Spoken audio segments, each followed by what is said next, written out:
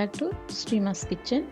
இன்றைக்கி எல்லாருக்கும் ஃபேவரட்டான இட்லி உப்புமா தாங்க நம்ம பார்க்க போகிறோம். இந்த இட்லி உப்புமா எப்படி ஈஸியாக நம்ம வீட்டிலே செய்கிறதுன்னு சில டிப்ஸு உங்களுக்கு நான் சொல்லியிருக்கேன்.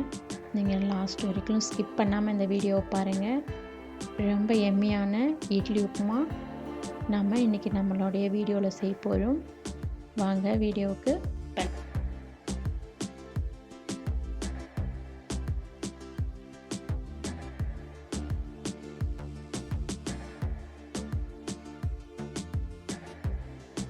நாங்கள் உங்களுக்கு செய்யக்கூடிய என்னோட டிஷ் என்னென்னா இட்லி உப்புமா. இட்லி உப்புமா வந்து எல்லாருமே ஈஸியாக செய்யலாம்.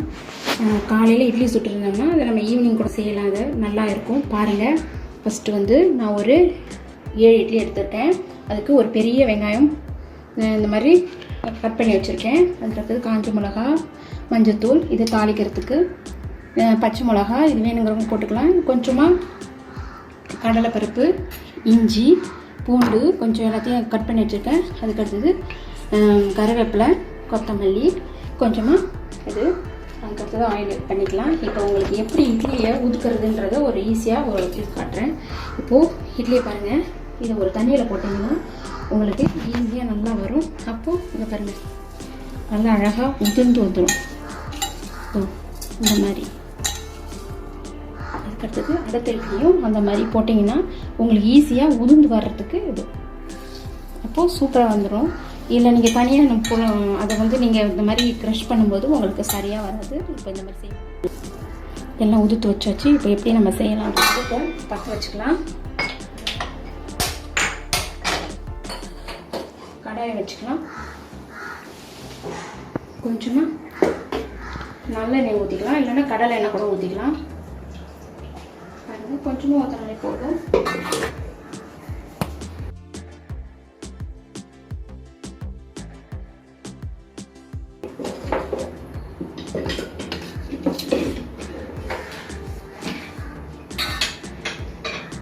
இப்போ இந்த கடுகு போடுறோம். பாருங்கள், கடுகு, அதுக்கடுத்தது கொஞ்சமாக மஞ்சத்தூள், இப்போது காஞ்ச மிளகா கொஞ்சம் போட்டுக்கலாம். அதுக்கடுத்தது கடலைப்பருப்பு, இந்த பச்சை மிளகா, இஞ்சி, அதுக்கடுத்தது பூண்டு, கருவேப்பிலை. மீடியம் ஃப்ளேமில் லைட்டாக நம்ம ஃப்ரை பண்ணி எடுத்துக்கலாங்க. அப்போ தான் கருகாமல் இருக்கும். இப்போது கட் பண்ணி வச்சுருக்கிற வெங்காயத்தை கொஞ்சம் கொஞ்சமாக சேர்த்து வதக்கி விட்டுக்கலாம்.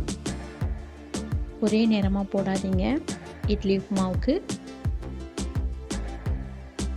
கொஞ்சம் கொஞ்சமாக எடுத்து போட்டுக்கலாம். இப்போ நான் எல்லா வெங்காயத்தையுமே போட்டுட்டேன். அதை கொஞ்சம் மீடியம் ஃப்ளேமுக்கும் கொஞ்சம் அதிகமாக வச்சு நம்ம ஃப்ரை பண்ணிக்கலாம். இப்போது தேவையான அளவுக்கு உப்பு சேர்த்துக்கலாங்க. ஆல்ரெடி இட்லியில் உப்பு இருக்கும், இப்போ பார்த்து சேர்த்துக்கலாம்.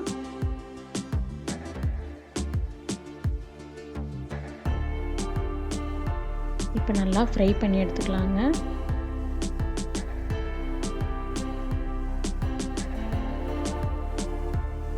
ஒரு 2 நிமிஷத்துலேருந்து 3 நிமிஷத்துக்குள்ளே நமக்கு வெங்காயம் நல்லா வதங்கி வந்துடும்.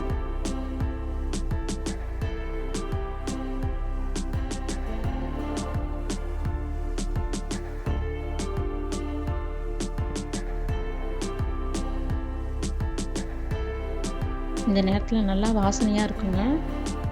வெங்காயத்தோடைய வதங்கின பிறகு நமக்கு நல்லா வாசம் இருக்கும். இப்போது வெங்காயம் வதங்கிடுச்சு. நம்ம உதுத்து வச்சுருக்கிற இட்லியை சேர்த்துக்கலாம். சேர்த்துக்கிட்ட உடனே நீங்கள் மிதமான தீ வச்சுக்கோங்க. வச்சுட்டு நல்லா ஜென்டிலாக கிண்டி விடுங்க. நாம் உதுத்து வச்சுருக்கிற இட்லிக்கு நல்லா சூடு ஏறணுங்க. அந்த அளவுக்கு நம்ம கொஞ்சம் நல்லா மிக்ஸ் பண்ணி விடணும். அந்த மாதிரி ஜென்டிலாக நம்ம இந்த மாதிரி பண்ணி விட்டுக்கலாம்.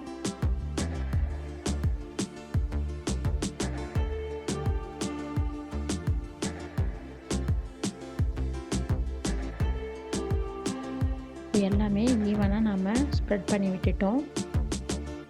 நல்லா வந்திருக்குது பாருங்கள், கலர்ஃபுல்லாக.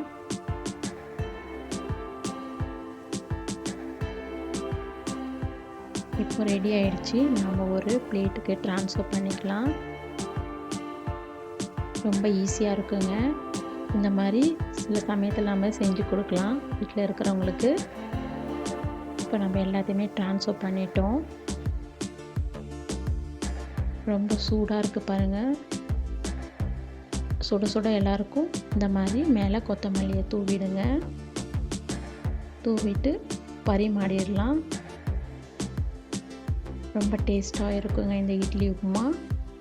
நீங்களும் உங்கள் வீட்டில் ட்ரை பண்ணி பாருங்கள். உங்களுக்கு இந்த வீடியோ பிடிச்சிருந்தா நம்ம சேனலை லைக் பண்ணுங்கள், ஷேர் பண்ணுங்கள், கமெண்ட் பண்ணுங்கள். வேறு ஒரு இன்ட்ரெஸ்டிங்கான வீடியோவில் நான் உங்களை சந்திக்கிறேன் friends. Thank you friends. Wish you a happy cooking.